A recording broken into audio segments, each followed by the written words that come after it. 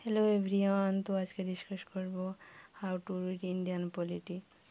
तो आशा करी सब जब स्टूडेंटेर काछे এই বইটি খুবই গুরুত্বপূর্ণ। তো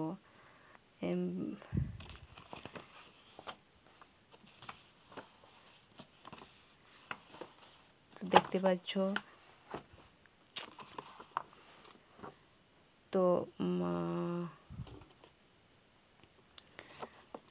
অনেক অনেক বড়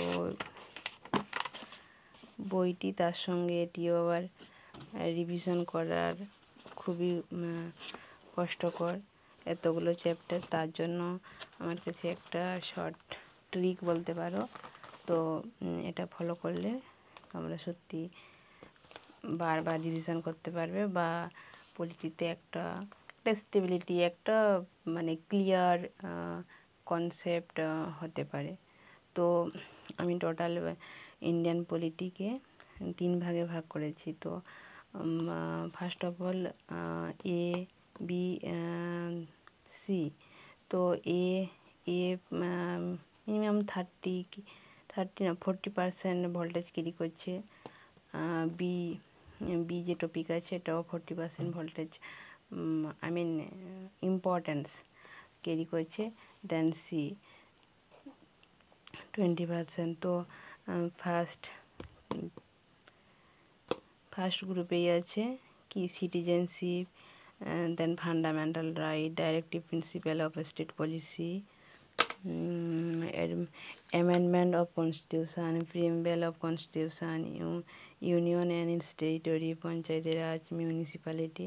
তো এগুলো কমপ্লিট করবে, তারপরে বারবার রিভিশন দেবে। তো তাহলে 40% অলমোস্ট ক্লিয়ার হয়ে যাবে। দেন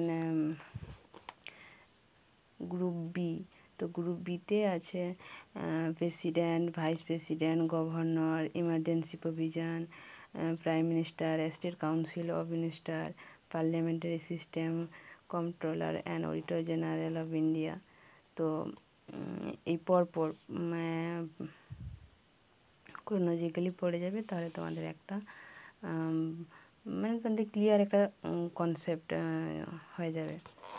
দেন গ্রুপ সি, তো 20% ক্যারি করছে। তো একদমই ভাববে না যে এটা কোনো পড়ারই দরকার নয়, পড়তে তো পুরোটাই হবে, কিন্তু একটা শর্ট, একটা ফার্স্ট টাইম যা বিগিনার ক্ষেত্রে তো এটা করতে পারো। তারপরে যখন তোমাদের নলেজ হয়ে যাবে তখন তোমরা পুরোটা পড়তে পারো। তো গ্রুপ সিতে আছে attorney general of India, union public service commission, finance minister, central state relation, inter state relation, election commissioner, national commission for ST SC and BC. তো এটাই আমার ছিল আজকের শর্ট টিপ।